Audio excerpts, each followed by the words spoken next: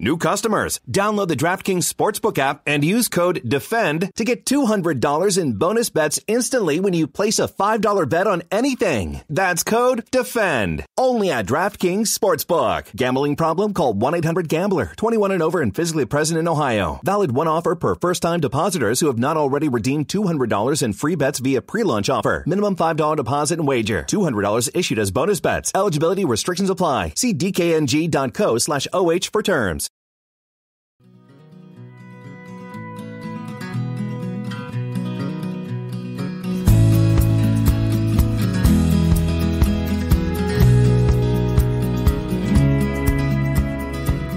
Hey folks, welcome to the Adventure Sports Podcast. I'm your host, Mason. If you notice today's episode title, you'll notice a special number in there. It's episode 900. Holy cow, we have gotten to 900 episodes. How cool is that? I was brought on around episode 400 and something, or 400, right around there, and was editing a little bit before then, maybe in the late 300s. So I've been with the show over half the episodes. It has been 900 amazing stories of adventure, of advice, of inspiration, and today's episode is no different. We wanted to celebrate this episode with an epic story, an epic adventure, and Rue McKenrick has that story for us. It is the American Perimeter Trail, and it is exactly what it sounds like. It is a trail, a hiking trail, a thru-hiking trail that goes around essentially the edge of the U.S. I'm not going to go over the details of what it is, but imagine a trail that goes, starts in, you can start it from anywhere, but Rue started it in Bend, Oregon, and went up to Washington, across the northern portion of the U.S., the lower 48, that is, all the way over to essentially Pennsylvania, then south along really the Appalachian Trail, or parallel to the Appalachian Trail, then across the southern U.S., back west, then up essentially the Pacific Crest Trail. And it is an epic, epic journey. And Rue finished this in October 2022. So recently, just a couple months ago, we talked not a week or two after he was off the trail. It was amazing. We're going to link that, AmericanPerimeterTrail.org. But this story is so cool because Rue is so insightful. He's so inspiring. He got into this through a bike accident and some just personal stuff that caused him to change his life. And that's what we hear a lot on this show. People do the thing that they're proud of. They do the adventure they're proud of when they're forced to by the tides and the waves and the struggles of life. The pandemic, a perfect example. So we're going to have adventurers on this show telling stories for years to come just from the effect the pandemic had on people. People lost their job. People realized they didn't like what they were doing. People realized now is the time to do that adventure. It happens every time we have an economic downturn. And with Rue's story, it was a bike injury, and realizing, hey, I don't know how long I have to be on this planet. Let me start this adventure I've been thinking of and start this trail. So not only is he hiking this trail and just finished it, he's advocating for it to be a national scenic trail. So it's a really cool mission of purpose and adventure, that combination. So I've been talking way too long. I want to say thank you so much to everybody who's listening, whether you've been a longtime listener or you just started listening. This is your first episode. 900 episodes in, telling stories of adventure. Thank you so much to everyone who has helped make that possible, who has reached out over the years and said, hey, thanks for producing this. And it has just helped us continue to make this. If you want to reach out, info@adventuresportspodcast.com or mason@adventuresportspodcast.com or find us on social media and just say hello. Tell us what the show's meant to you or leave us a review. That's super helpful. I've really been encouraged by some of the reviews lately. So, gosh, here's to another 900. All right, let's jump in.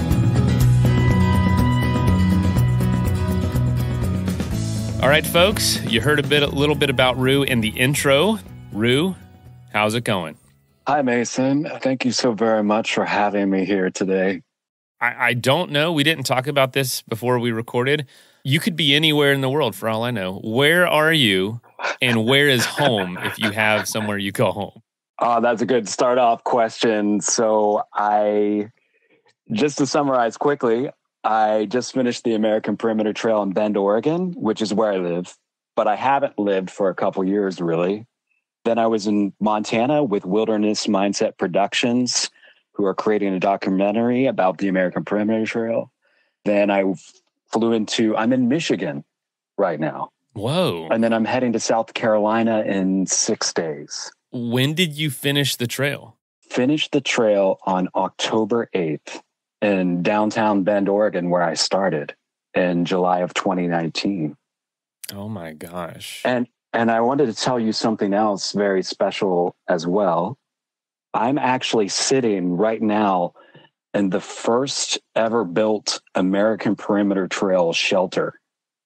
Is where I'm broadcasting from today. Oh, no way. We've got a foot of snow on the ground here, and it's cold, but this shelter is actually enclosed, and I've got the wood stove going right now. So I'm actually very toasty and warm in here, but it's an honor to be in, like I said, our first shelter and to be speaking with you from there today.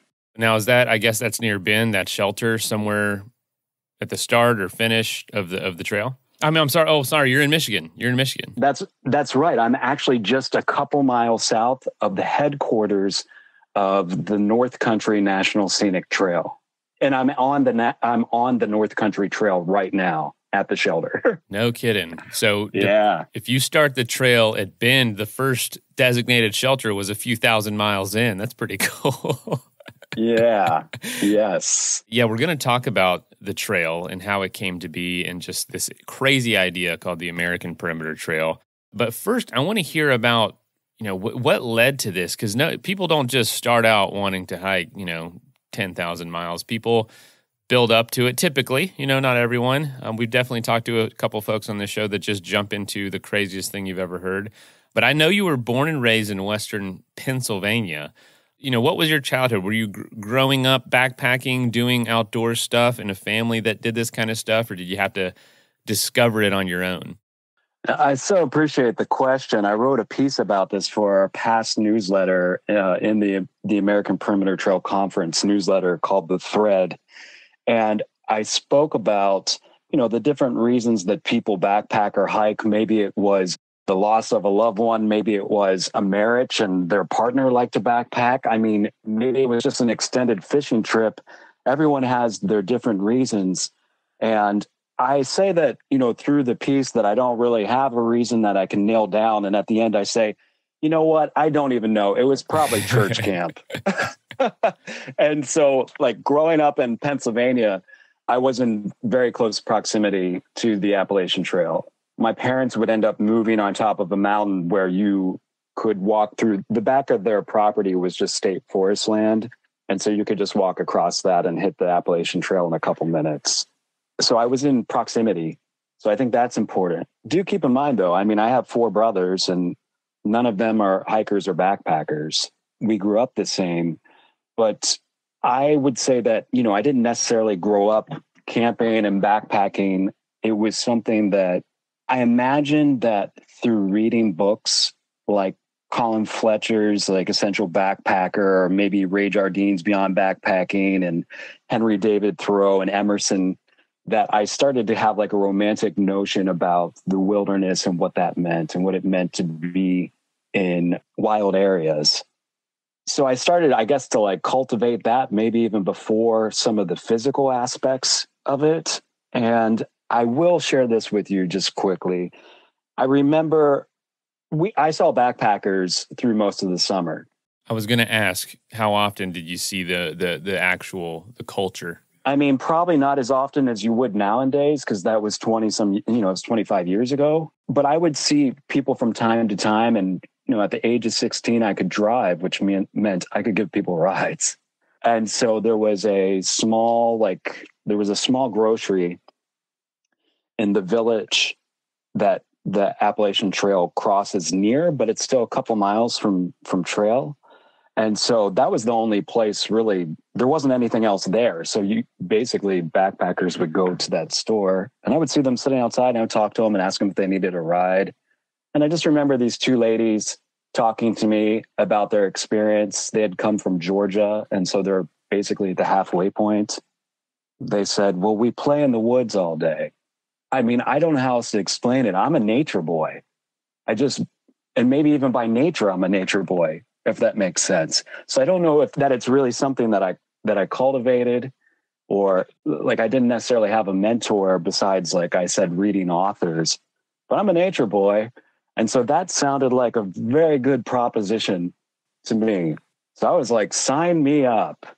And I don't know that I knew in that moment that I was going to start distance backpacking when I became of age and I could make those decisions for myself. But I knew I was going to be traveling. I traveled through Europe quite a bit, like spent a couple summers living there when I was younger without my parents. And so when I turned 18, I started to realize that I had seen more of other countries than I'd actually seen of my own country. And this turned me on to like the notion of discovering and finding out what America was.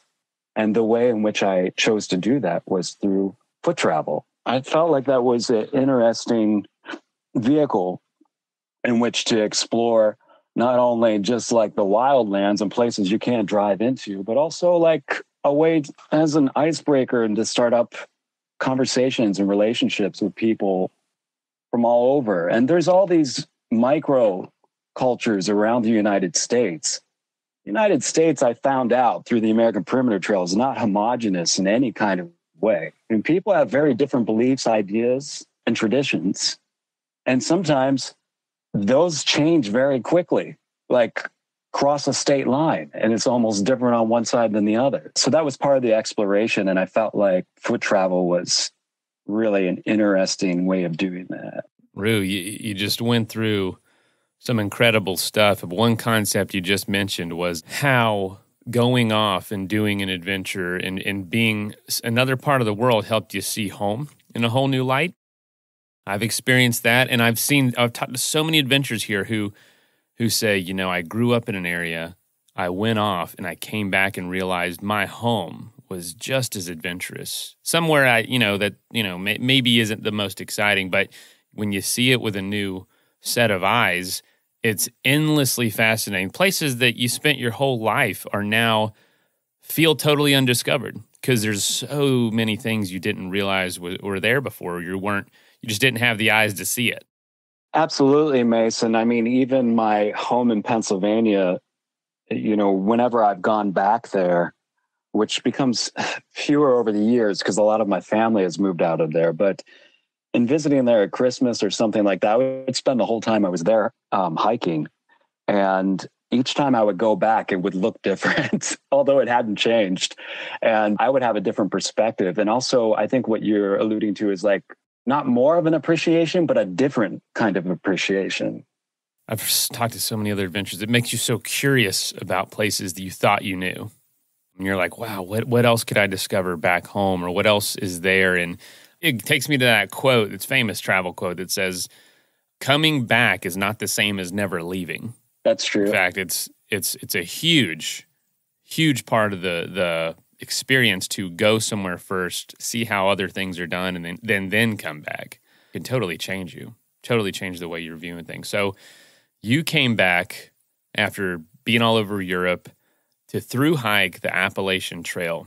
What made you want to go through that? Was it just, hey, this is my backyard. This is, I grew up seeing this. I want to finally know what this experience is like.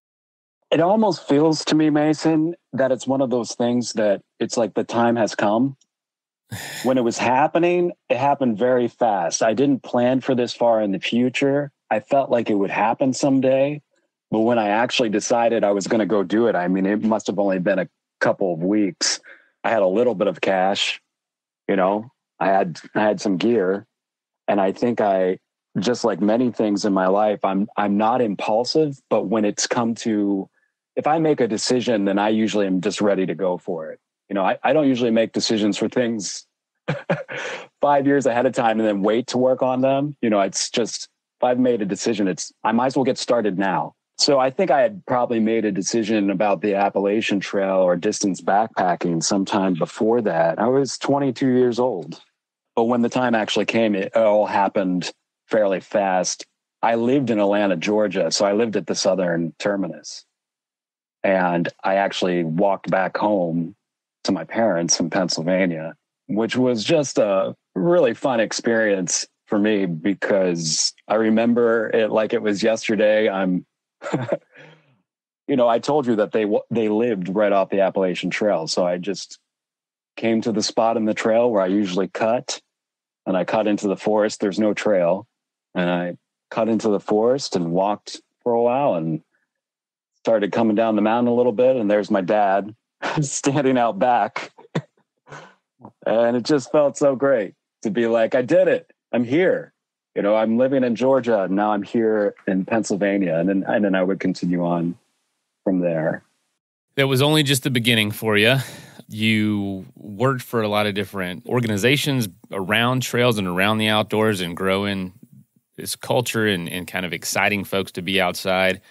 And then you went on to backpack the Triple Crown.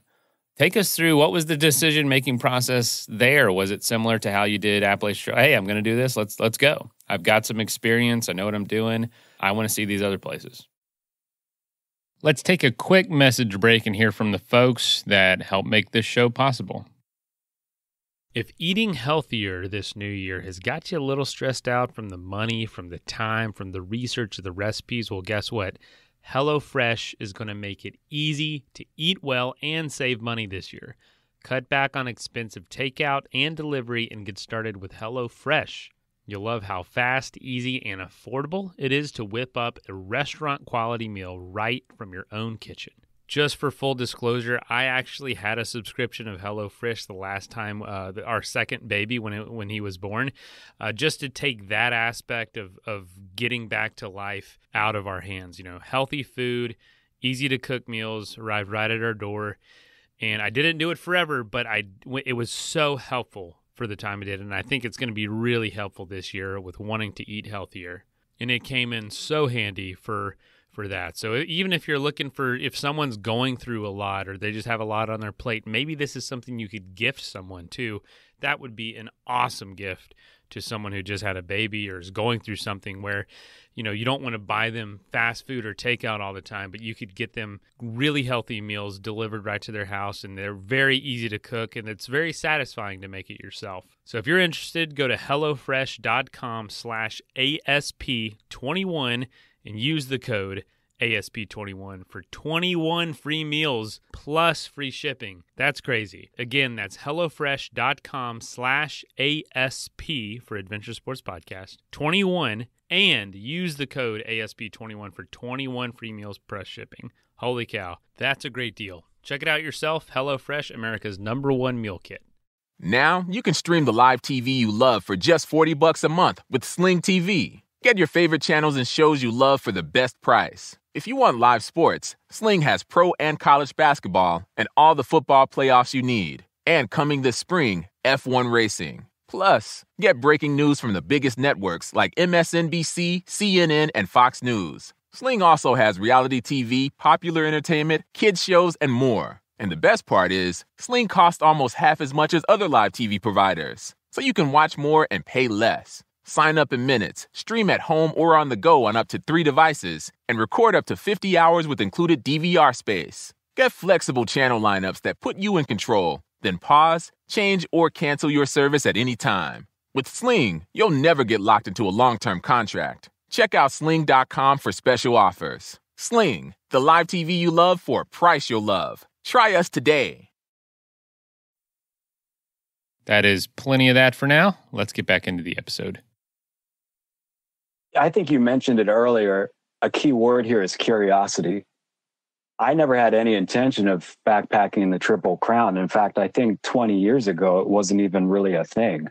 I've only recently heard people having aspirations for backpacking the Triple Crown before they've started. I think that for me, it was just a progression. And the other people who I met 20 years ago, I think it was similar for them, that they backpacked some distance, had a interesting, positive experience. And so then they were like, well, maybe I'll see something else. That curiosity driving what's around the corner. What more is there to explore? Not what is there to conquer or defeat or overcome. It was more like, what else is there out there to explore? So Triple Crown was never on my radar. I hiked the Appalachian Trail, and then I got back in Georgia, and then I hiked the Pinhoti Trail. And the other thing is too, the world wasn't connected then. I mean, I hiked the Triple Crown without a cell phone, and a lot of my pictures from there are on film because digital cameras didn't exist yet either. So it's just like, I don't think the concept of the Triple Crown was prevalent in a lot of people's mindset. And so for me, it was just something that began to unfold. So then I hiked the Pinhoti, and then I moved around and did seasonal jobs and served on conservation boards and started to learn more about my desires in life. Before I knew it, I was, saved up enough money that I could go hike the Pacific Crest Trail. And so on to the next adventure. And I hiked the Pacific Crest Trail, and this went on for me for many years, like working 2 or 3 jobs for 6 months and taking off for 6 months, working 2 or 3 jobs in different places. I was always a moving target. I still am. So I would save up my money. I'd work really hard. And then the reward for me was to distance backpacking. That's what I wanted to do. That's how I wanted to spend my time and my money. And after the Pacific Crest Trail, I remember someone, a backpacker who met up with me on the Pacific Crest Trail, who I'd met on the Appalachian Trail. He said, "Oh, well, now you have to hike the Continental Divide Trail." And it just really was, I didn't think that that's what was going to happen. I finished the Pacific Crest Trail, and I didn't turn my sights towards the Continental Divide Trail. I think I did I think I maybe thought about it, but I didn't do anything as far as moving in that direction. I went and hiked the Long Trail. I spent a good part of that summer in the North Cascades, hiking Oregon and Washington again, and different parts of that. And I ended up in Bermuda for a little bit, and then I was back to work. I think when I got back to, the couple jobs I was going to be doing over the next couple months to take the next summer off, I realized at that point in time, okay, I'm going to head out to the Continental Divide Trail. I don't know what's going to happen, but I wasn't interested in completing the Triple Crown. I was interested in the Continental Divide Trail as a separate entity, just on its own. It wasn't a package deal for me. And I think looking back on it, I had that perspective simply because that's what worked for me.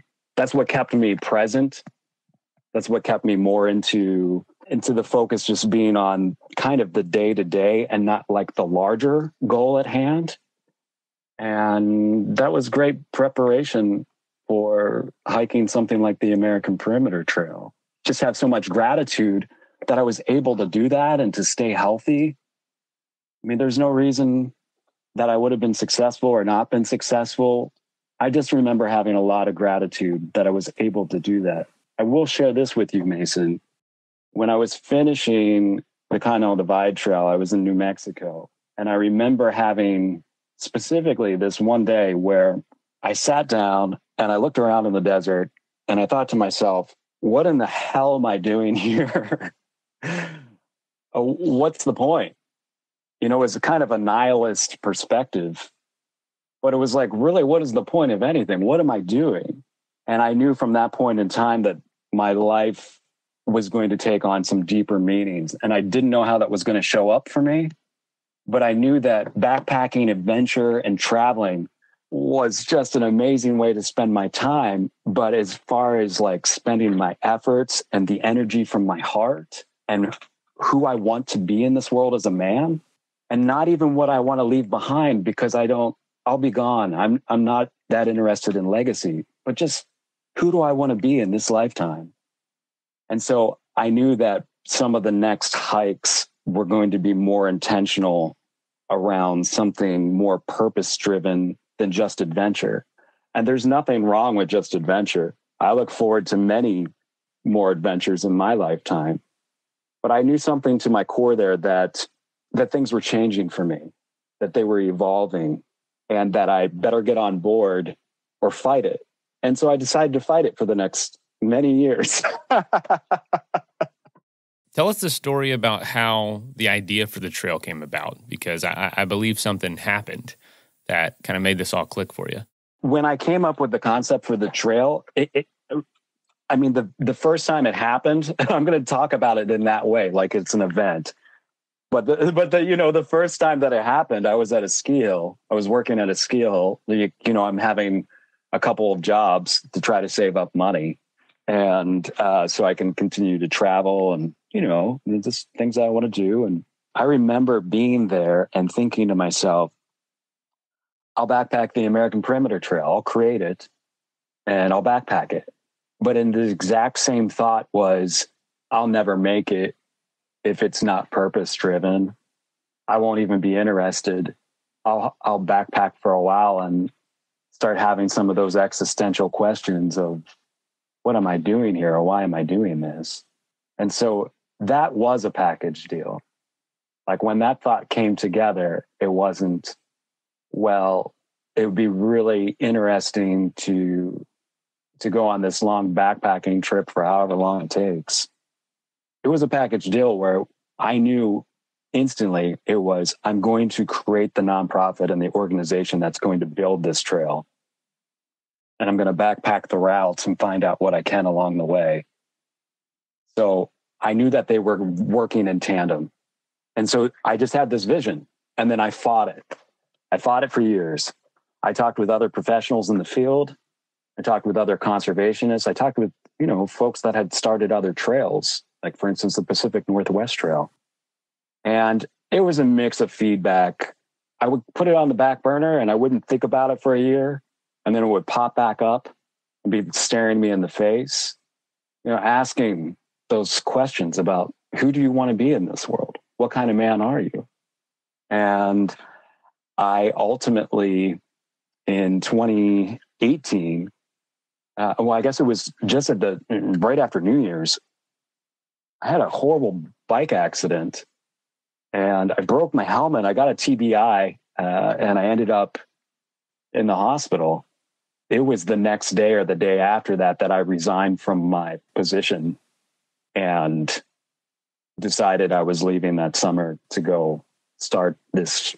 It was like a mission. Felt like a mission. What do you think you'd be doing if you hadn't gotten a bike in the bike accident? Did it take that to make the leap? Oh, it took it, Mason. Yeah. Yeah, I'm stubborn. And so, some people can have like a gentle nudge. Other people can have like a simple suggestion of maybe you should start heading in this direction. But I have been fighting so hard that it really took like just a solid physical knock. I got knocked out.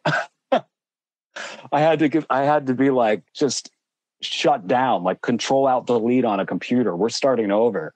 This program is not working. We're going to run another one. It just gave me like a pause, a moment.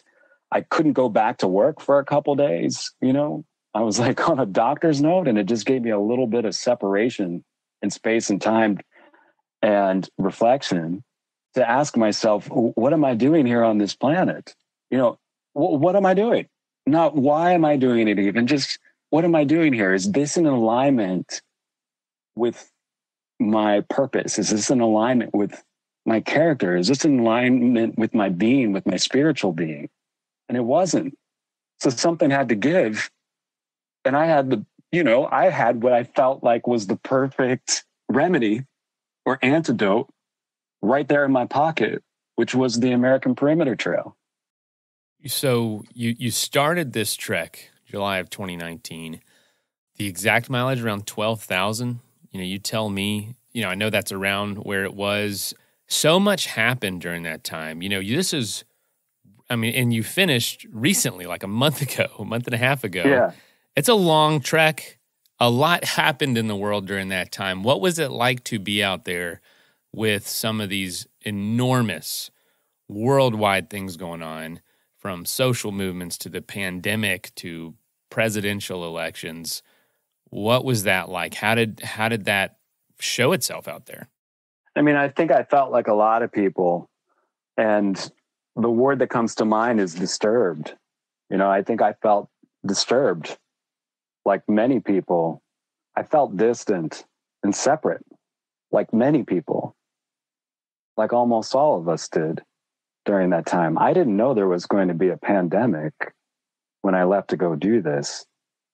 And I'm glad that I left when I did, because if I had waited another season, we wouldn't be speaking right now.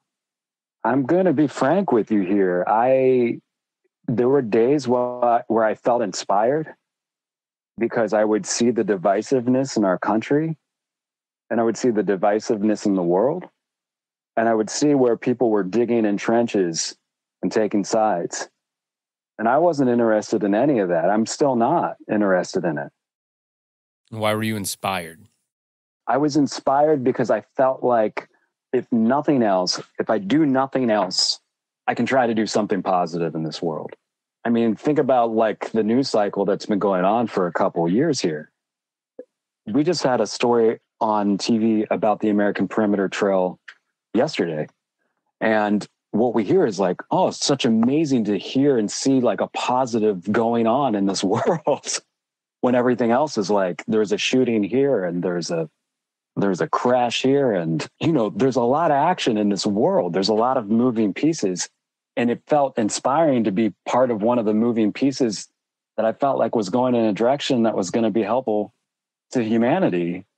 Not that I'm a savior or anything like that. I'm not. And I don't get this thing done by myself at all. So that's not what I'm insinuating here. I'm just saying for my little tiny, small self and tiny little part of the world, that maybe I could do something not to affect change, because I wasn't unrealistic. I didn't think I was going to affect change in the world, but I thought maybe I could do something to change myself. Or maybe just if I held a certain space for something positive in this world, maybe someone else would. Maybe collectively, if enough people did, that the whole thing would look different. So I was inspired. And then there were the rough days, the months of severe isolation, which I chose to put myself in order to continue my trek during the pandemic. There were days there where I wondered, because I wasn't in the news cycle. I couldn't charge my phone. But whenever I would, I would go to a post office once a week or once every 2 weeks, and I wasn't going into towns. I was using post offices that weren't attached to towns. I wasn't taking any rides. I wasn't interacting with people, just a postmaster once a week or once every 2 weeks. And when I would get like a phone charge, I would call one of our board members and ask her, like, what is going on out here? And some of the news would be disparaging. And I would want to fall into that separate indifference and that negativity and that thing where, oh, well, I'm out here trying to do like something good in the world while everyone else is trying to fight with each other. I'm trying to bring harmony where there's discourse. And that was not a truthful way of thinking, but I would be remiss to tell you that I didn't have those days where I felt like I wanted to just join into being righteous and having the correct answer and looking down on other people that didn't agree with me. There were times I wanted to fall into that. And it would have just been, it's just a self-destructing kind of proposition. It's not something that forwards the work that I was doing. It's not something that forwards my spiritual being. It's not something that forwards my growth as an individual. You know, it's stunting. It's stagnant. It's static, but it also sometimes feels righteous and good. And I just had those days too, Mason. I can imagine. I can absolutely imagine. With multiple years, thousands of miles, you're going to cover a lot of possible feelings and situations of the human experience, probably the majority of them. And going through the U.S. during that really hard time and being a part of it, but also being separate, all of us were forced into some sort of isolation, at least more so than we had experienced previous. What do you think you learned about the U.S.? What do you think? You mentioned early in the conversation that there's a ton of microcultures and very specific areas that do things. It's not a one-size-fits-all here. What do you think you learned from this whole experience, maybe about the people or about the land? And also, what area surprised you the most with its beauty? Yeah, two questions, essentially. Just asking it once. Okay. Yeah, let's maybe start with talking about the people. And so what I learned about the people is we are different when we are socialized or in groups than we are as individuals one-on-one. And that most of us have something, we can find something that we relate to as part of the human experience with another individual on a one-on-one basis. When we segregate ourselves or separate into belief systems of a groupthink, that's where it's easier to find the division between you and me. So to summarize, like what I felt was like most people that I met during the trek one-on-one, we could always find something to relate to. Everyone feels joy and everyone feels pain. And no matter what you've been through, there's someone out there that's been through the same. Even no matter how unique you feel you are, you're just as human as anyone else. And so I think that's somewhat of I learned. And then also another side of that with people is, though I learned that individually we can often find something that we can connect with and relate on, that we're powerful in groups. Don't misunderstand that I'm saying that groupthink is always a negative proposition. We're powerful together. I saw that in many communities. Was interested in places where I went to where there were very few people and folks didn't seem to have a lot, and how giving they were or caring. I was getting messages from the outside about how stupid and horrible human beings were from every direction. And that really wasn't my experience. I mean, I had my conflicts with people as I went, because anytime you leave non-trail communities, there's going to be a misunderstanding. If you're hiking any of the main trails and you step off trail, people see a person with a backpacker and they know what you're doing. Generally, oh, that's the people up on that trail, or I've been on that trail. But when you do that in areas where they're not used to seeing backpackers, there can be some instances of like spiking some fear, leading to some confrontation. But generally, people are good. They mean well because of our kind of conditioning, experience, our trauma. This is maybe where we start to separate out from ourselves, or where I have. That gets in the way. It just muddies the water. But I felt like I could meet people pretty much anywhere in this country and find something in common with them. I know folks asked me a lot of times, like, well, weren't these people like this way here, or putting people down there, or so on and so forth. And I just never really felt that way. I think people looked at me as somewhat different because of what I was doing, but I was always welcomed to be one of. As far as areas, I mean, I have to tell you, my favorite parts on the trail were with people, period. So as far as like the landscape, as far as the natural beauty, that can be a matter of preference. Are you an island person? Are you a mountain person? Are you a lake person, or a river person, or a desert person? So that can be a matter of preference. But my favorite times were when I was with people, because it was so few. I was with a photojournalist in California for a week or so, Canadian photojournalist from Montreal. And then I was with a journalist in North Dakota for about a week. They didn't hike with me, but I saw them at camp. Like, we would decide where camp was going to be, and I'd meet them there at the end of the day. And then Wilderness Mindset Productions, who are making the American Perimeter Trail, documentary through Oregon at the end, those were my favorite times on trail, because that's the only time I was with someone else the entire trek. I didn't use the Appalachian Trail, so I didn't see any hikers. I saw a hiker and a backpacker in California, and then I went around the country and I saw some I didn't really have a conversation, but I met some in the Upper Peninsula of Michigan. And then it wasn't until Oregon that I actually hiked and camped. So it was at the beginning, I hiked and camped with someone for a week or so. And then at the end, I hiked and camped with someone for a week or so.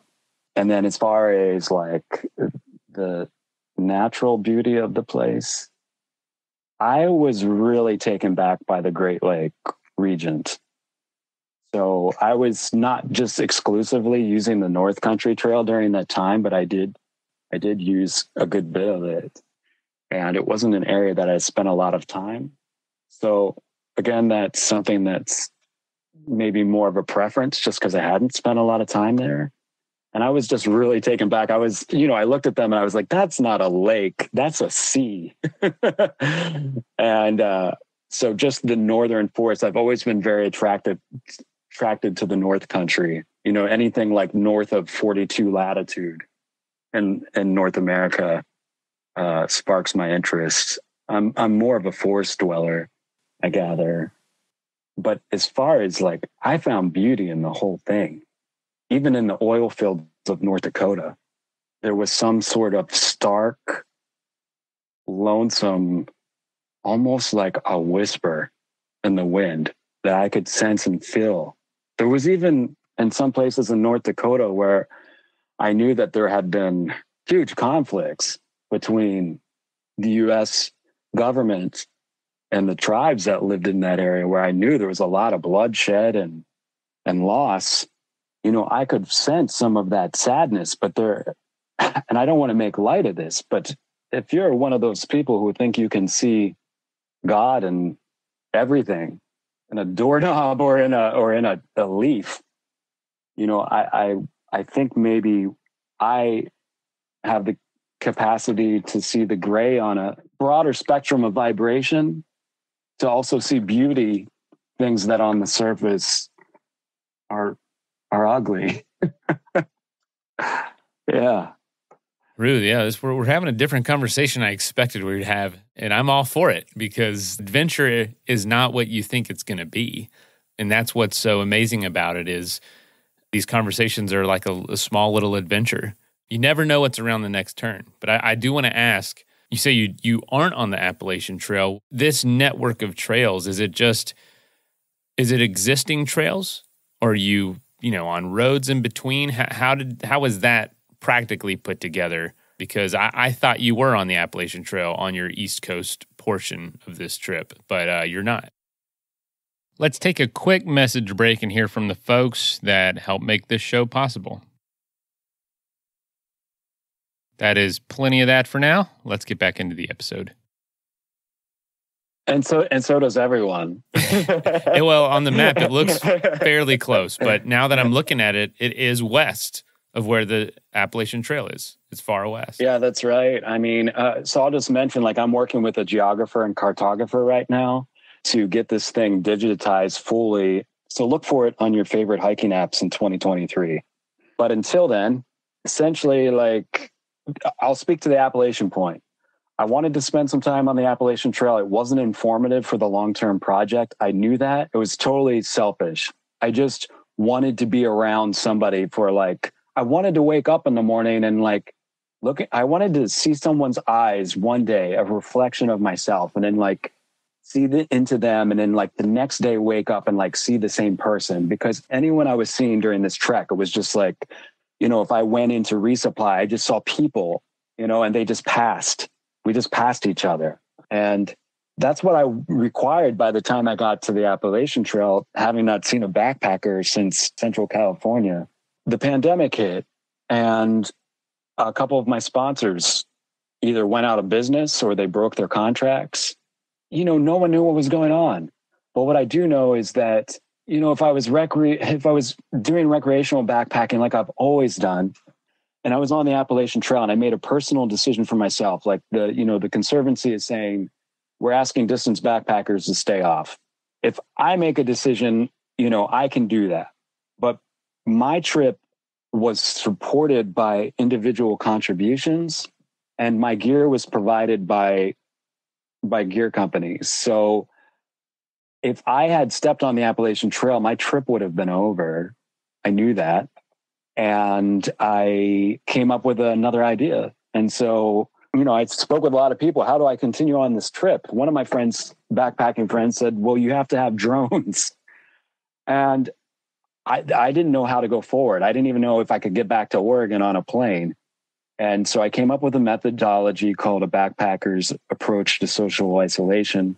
And I broke it up into two categories of soft skills and hard skills. And I followed that methodology for months. And what it did is it put me into severe isolation.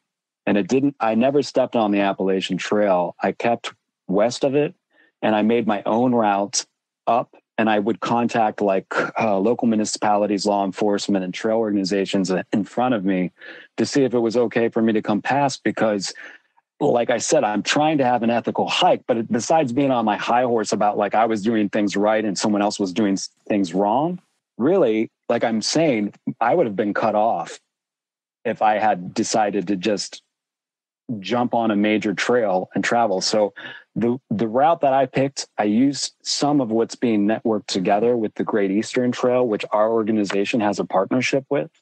I used some of the Pinhoti Trail, which we also have a partnership with. The conference, the American Perimeter Trail Conference, is a 501c3 nonprofit. We have relationships there. So I used some of that. And then there was through the Appalachians, there was bushwhacking, and there was cross country, and there was road walking, and there was railroad track walking, and there was utility line walking, and there were 2 tracks. And sometimes I just found things and used them because they were heading in the right direction. And I would be like, well, I'm going to follow this for a while, because I have the navigate. I know how to use map and compass. I know how to navigate. So I felt very comfortable just going wherever I pleased, because I knew I could always find myself, if we want to put it that way. Going through the Appalachians, it was essentially I knew the Appalachian Trail was a no-go. And then there were many other ways to traverse the Appalachians besides the Appalachian Trail. And since we're a conservation organization, going forward, it's not in our interest, really. Well, it's not that it's not in our interest. It's not in our mission or in our vision to use the Appalachian Trail, because our mission and vision talks about connecting communities. It talks about creating a conservation corridor. It talks about opening up new areas for recreation, not just going to an area that's already heavily used and already has a large governing body and is already protected, where the corridor is already protected. It's not in alignment with the work that we're doing. So, and it didn't make any, and so, like I said, it wasn't informative for me to use the Appalachian Trail. So I chose this other way. Other different places in the country, for instance, I've had a gentleman who contacted me and asked me how to walk around the country. And specifically, he wanted to know at the time, how did he get through Texas? Because only 1.2% of the land is public in Texas. I explained to him that he wanted a list of water sources and campgrounds. And I explained to him that it's very much an intuitive hike. It's what I call intuitive backpacking. And so what did that mean? It meant maybe I was crossing, I'm walking in an area in Texas and I see a pickup truck on a dirt road down the way, and I go running, almost running in that direction to stop them and say, hey, do you know who owns this next ranch over here? Pull out my map and say, and often they were like, well, we do, or our boss does. And I was like, do you think I can get permission? I won't start fires to cross this. And in Texas, there's places where you can almost get 100 miles cross country, not on trail, yeah, but cross country. And I can't hand those permissions onward. That was a single deal for me. So when people say well, isn't there road walking here? Or didn't you have to go cross country with no trail here? Well, that's why I created the conference, because that's the task and that's the task that the conference has, is to go to those areas we'll find there's a connection. I have a way of connecting all this. But just like any long trail that's ever been built, the Appalachian Trail back in the day would have been on a lot of fire roads. And so you get connectivity. Even the North Country Trail in places is like that. So you get connectivity. And then over the decades and years, you move it off into better locations, things that are more exciting, or where there are wild areas, or where an easement can be made. It's more complicated than that. There's so many layers to this thing, and that's part of the fun, but it's also the challenge. Well, Rue, I feel like we could talk at least another hour. I mean, easily between you and me. We could probably talk for a few days. I'm quite the talker, and I'd love to. There's so much about this that we could dive into. I have to go in just a few minutes, but I do want to ask before we go, what do you want people to take away from this, the existence of this trail, even if they never do it? What are you trying to bring to the world? And what advice do you have for people who might be thinking of this big goal to help the world like you were, but maybe a little apprehensive about doing it? There's some pain that comes with having talents and not using them. At least that's been my experience. So I would say identify what your talents are and share them with the rest of us, because humanity needs it. If anything, the inspirational piece, I guess, is that I left Bend, Oregon with gear that was over 125 years old, and I had $400 in my pocket. I didn't have any gear sponsors. I didn't have a social media presence, and there wasn't an organization. I had a dream. I had a dream not to backpack the American Perimeter Trail, but to get in the dirt with people and build this thing. And so don't sell yourself short based on your resources or your circumstances, because the resources and the circumstances always change. But what doesn't change is your heart. In your heart, I second-guessed myself and put off my true aspirations for years because I didn't think I was worthy enough, or that my circumstances weren't in the correct position that I needed them to, that not all the pieces on the chessboard fit. And at some point in time, you just say, you know what, I'm following my heart, and I'll take the consequences. It's worth taking the consequences. I hope that that's something that people can take away from this. And one of the things that we have out here is our beautiful American landscape. And many of us have seen just in the past decade that when it's gone, it's gone. What was farm fields beside where maybe you grew up when you were younger is now strip malls. And there's nothing wrong with that. There's nothing wrong with building. There's nothing wrong with supporting society. But there are special places here that I'm trying to identify, and I hope you'll identify them with me. And then we can get in there and make sure that they just remain, that they retain that kind of special quality to them. That's the takeaway. So join us. It's going to be a hell of a ride. It already has been. I mean, I'm just getting started. A lot of people thought that when I walked into Bend, Oregon, my job was done, but my work has only just started. I'm busier now than I've ever been. I can imagine. The work is beginning now. It is beginning now. So it's going to take many hands. And I'm not doing this. We are doing this. Texans will build the Texan Trail. I'm not going to.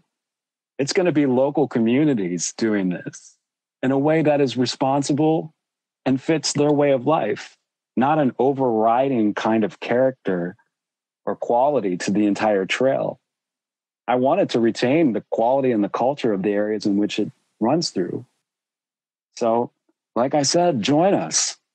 And let's spend the next couple decades while we're still on this big floating rock in the universe, getting dirty, meeting each other, making connections, and putting this trail on the ground. Absolutely. Absolutely. Well, Rue, this was very inspiring. Really awesome conversation. Thank you. We're going to plug the website and anything else, maybe a couple articles that were written about the story, and see if folks can get involved. So thank you for being on the Adventure Sports Podcast. Oh, thank you so very much for having me, Mason. It was my pleasure. First of all, thank you so much for listening. It means the world to us that you choose to listen to the show. If you'd like to help us further, you can leave a review on iTunes, share us with your friends, your family. It goes a long way to grow in the show. You can also support us financially through patreon.com/adventuresportspodcast. Link is in the show notes. And also, if you have an idea of who could be a good guest for the show, we're always looking for people to tell their story about the outdoors or adventure. So if you know someone, please reach out. Email us at info@adventuresportspodcast.com. And until then, get out there and have some fun.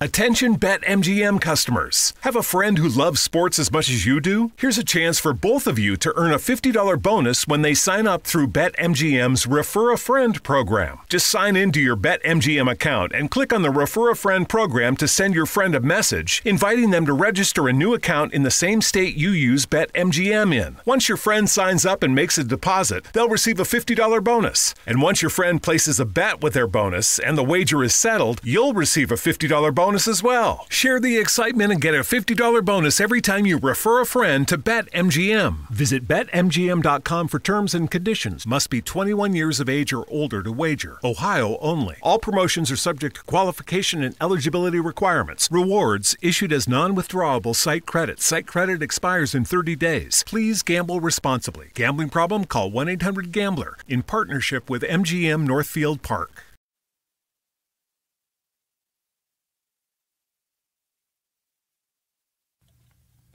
Become a part of the Horton team. We're looking for welders, painters, assemblers, machine operators, cabinet makers, and other positions to build emergency vehicles that help save lives. Join us at our hiring event on Wednesday, January 18th from 2 to 5 p.m. at 3800 McDowell Road in Grove City.